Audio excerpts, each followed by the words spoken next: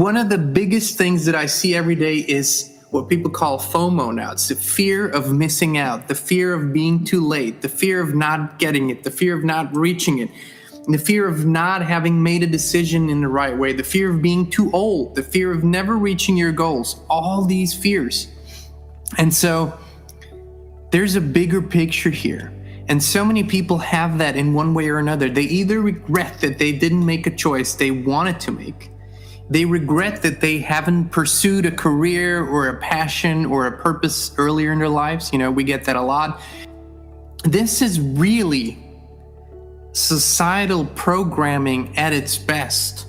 We've been trained to believe in scarcity. We've been trained to believe in limitation, age limitation, limitation in skills, limitations in what we can achieve at a certain point of our lives or what we can or cannot do. But this whole FOMO thing, it creates a vicious spiral. That's when things start getting really problematic. When we begin chasing something with such an intensity just because we have the fear of missing out. But our fear of missing out really comes from comparison too, because we compare ourselves to other people and what they do and what they have. Because we believe that our experience could be their experience, or their experience could be our experience.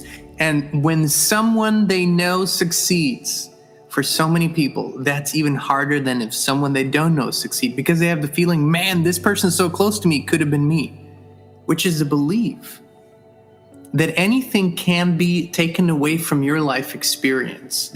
There are 4 beautiful spiritual laws that have been around for eons. They say, number 1, whatever happens is the only thing that could have happened. Now, this is a major trigger for many humans. It does not mean that whatever happens is what needs to happen in the future. It only means whatever happened is the only thing that could have happened, which really just speaks for all the laws that we have learned so much about. There is a force that puts together similar vibrations and frequencies. So while whatever happened is the only thing that could have happened is true, it does not mean that it is the only thing that can happen in the future.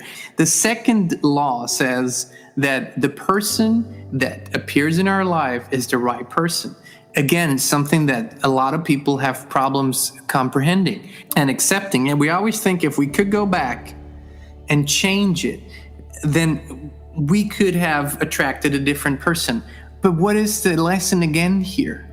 If I'm not enjoying the experience I'm having right now, I can change what I'm putting out. I can change who I am, and my experience in turn is going to change. The third law is, whenever something begins, it's the right time. And this again, we're speaking about this fear of missing out, this fear of being too late, the fear of not having made the right decision, the fear of never reaching my goal, the fear of never getting to where I want to go.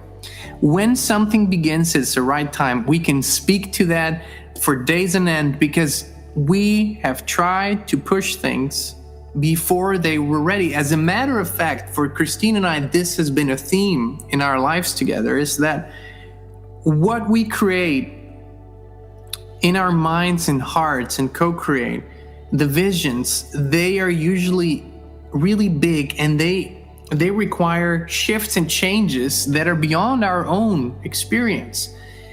But the visions remain so strong that we cannot really let go. But what we find out is what we believe is going to happen within a matter of months usually takes years.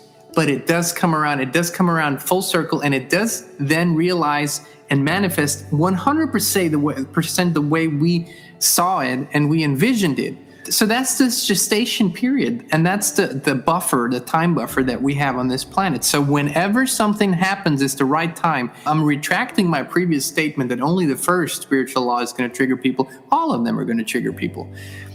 Fourth Indian law states that whenever something is over, it's over. And my God, for those who have gone back to old flames and tried to, reheat an old relationship and do these things,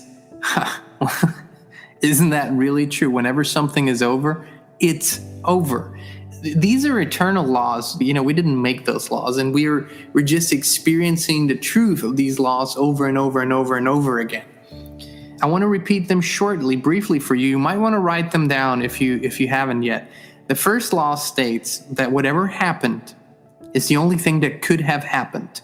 The second law states that the person that comes into our life is the right person.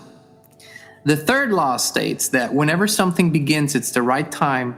And the fourth law states that whenever something ends, it's over. That's the end. Hey, this is Jean Nolan. Thanks so much for watching. You can watch the full live stream on this topic by clicking on the link in the description.